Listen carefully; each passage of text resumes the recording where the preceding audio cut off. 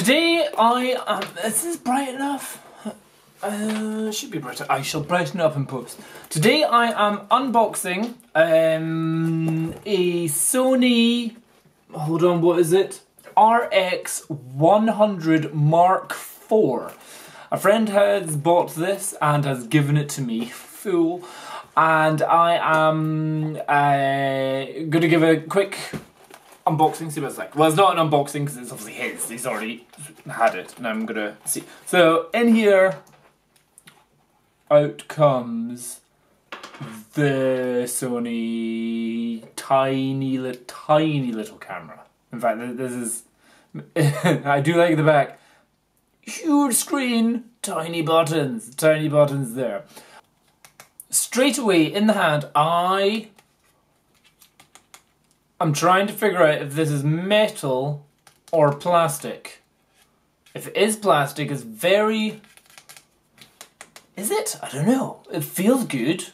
Trying to figure out where the on and off button is. It is such a tiny button. I need to change the focus of this camera. There. It is the tiniest button on the whole camera. This little button, tiny little button, turn it on. Watch me turn it on. Ooh! How did that much of lens fit into that amount of camera? I have no idea. That is extraordinary how well they've compacted that. Ooh. Turn it back on. So there's definitely... Turn it off. Turn it on, Bill. On again. Ah, there. Okay. So there's a little bit of work in it to do. There's also another tiniest button in the world right here for, let's see, Finder. Finder. If you need some guide to find stuff, you get a Finder. And watch this. I like that. So this seemingly has a 1-inch sensor, which is smaller than the Micro Four Thirds sensor. Listen to the word. In the Panasonic and the Olympus, they have Micro Four Thirds. The 4/3 of an inch. So you have, if an inch was chopped into 3 bits, you then have another third of that to make 4/3 of an inch. So it's bigger than a cake. And this is 1 inch, and already the battery is very, very low. Shutter is a little button. When the shutter button is pressed, the device enters shooting standby. What? After standby is displayed, press the movie record button. I don't know what setting I'm in. Now, anyway, whatever, still figuring out. If I press this other button, oh, look at this! Look at that wee thing! Look at that wee thing, that's cool. It's a little flash. Obviously not much use, but look at this, look at this. This is astonishing. This bit, oh baby. Unfortunately it pings back, but effectively you can have bounce flash with your pop-up flash. That is fun. Unbelievable. That's so good. If it's not touchscreen, I'm still getting used to that. So if I look through the eye hole, I'm so blind I need my glasses on, that doesn't work. No, right, do I need to focus? Oh no, it needs to come out. Oh, there's another bit to the eye hole, so the eye hole for it to be, if I look at, oh, it's all in focus now. If I squeeze it in, it's out of focus. Right, okay, so yeah, you've got to pull that bit out to actually get it in focus, otherwise it doesn't work. Yeah, so that actually looks okay. Still that small, and again, for me being a left eye shooter, and all cameras being set up this way, what happens is you get nose grease all over your screen. So you're just like, your nose. Sorry to my friend who lent me this. That is now nose grease over there, which is fine in a dark place. But if you're out, sorry, I'll wipe that off. Yeah, but yeah, so awesome. You've actually got bounce flash going off there. It's such a cute little thing. Feels very well made. Now this is the bit which I find astonishing. It is an f1.8 lens. Cool, so good amount of light coming in. And it's the equivalent of a 24-70. Am I right on that? Tell me, Apple, is it that? It's a 20 megapixel, 1-inch type stacked CMOS sensor. That's some technology there. It could do 16 frames a second. And it can do 960 frames a second video, which is upscaled to 1080p. So it's not like 100 pixels, you're still getting full 1080p, but it's totally like fake kind of thing going on. Oh, and it can do 4K. This is all things to all men if you want a camera which... Oh, what's this? Is that... So I can do manual focusing. Or, no, I can change the aperture on this. Ooh. That's cool. Liking that, f1.8. And then, if I zoom in to 70 millimeters and I turn this, it's f2.8. Okay, so it's f2.8. But let me take a focus of you, a photo at you. Let me take second aperture mode. Yes. At 24 millimeters. Let's get to 2.8.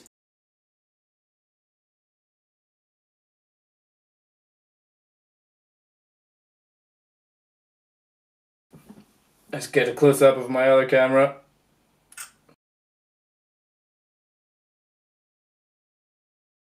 Oh, wait a minute. What does the screen do? I can now do full-blown selfies. Where's the shutter button? There it is. Hello. Cool. So, although I thought that was totally useless, totally works. You can totally have that on a camera, taking videos. And you guys can see yourself. Look, it's an infinity pool. Oh my god, it's a camera seeing a camera of a video camera taking a video thing. Don't know how that works. I'm going to take a photo of that, see what that means. See if we break science. Ooh, no, the world is still here. Interesting. Yeah, so look, the screen totally hangs its arse out at the back. But again, can't tell if that's metal or like very high quality plastic. Right, annoying things. Let's get into the annoying things because everyone wants to hear the annoying things. Oh, I like that. That's so cute. Hold on. Let's see. Can I take a photo with direct flash? I'm going to take it with direct flash at you. This, I'm going to point it up the way. Look at that. Let's see. I'll do it selfie style. Can I do selfie style? Photo, direct flash. Photo there, here. And this time, with it pointed up the way. Yes! And maybe if I move the screen so it's out the way, there.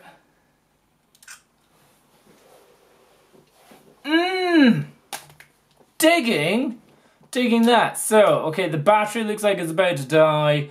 It's gonna die a death. But first impressions, annoying. Can we just turn you off? Tiny buttons, tiny actual physical buttons.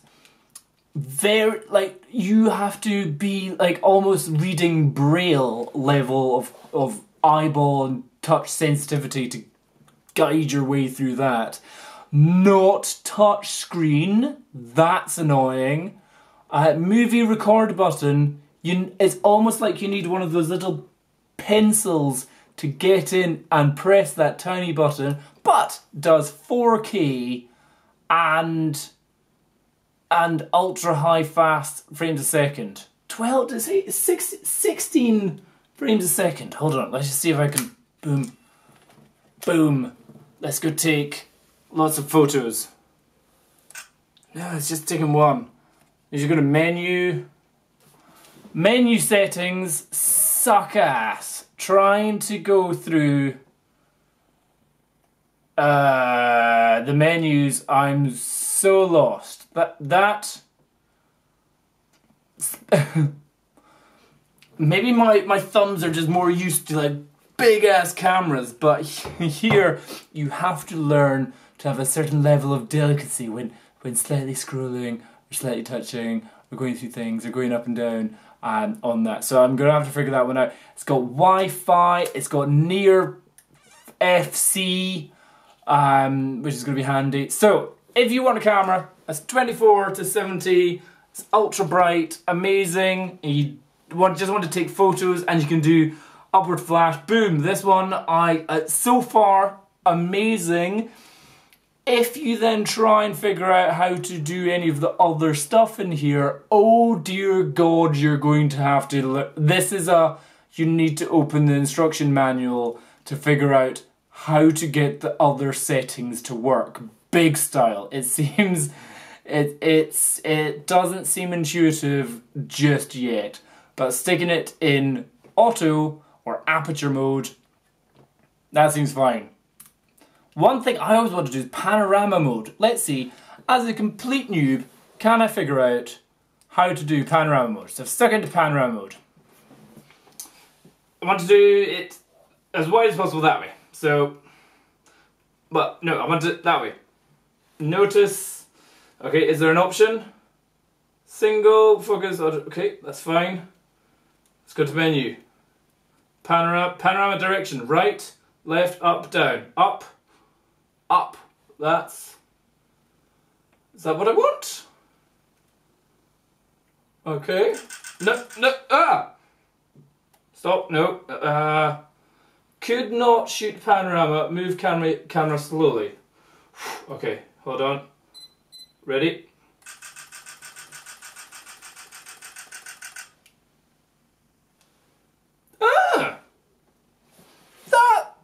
Surprisingly, okay, let's see. I'll do it with you. Now this will be a difficult one because it will have change in exposure, brightness of outside. Okay, so it keeps the same exposure, yeah, and then it just got dark. Okay, now if I want to change it so it goes the other way, button up, click down. No, going the wrong way. Stop that one. Here. I'm going to start with you.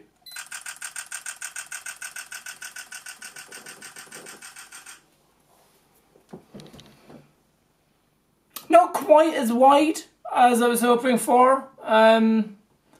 So let's see if I can do it the other way. Right to left. Here.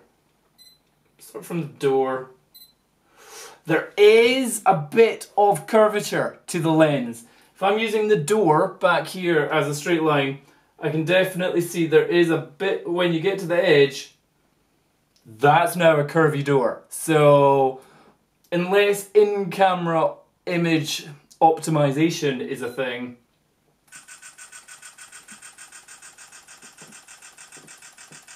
oh, that's much more. It's much more. Oh, wow.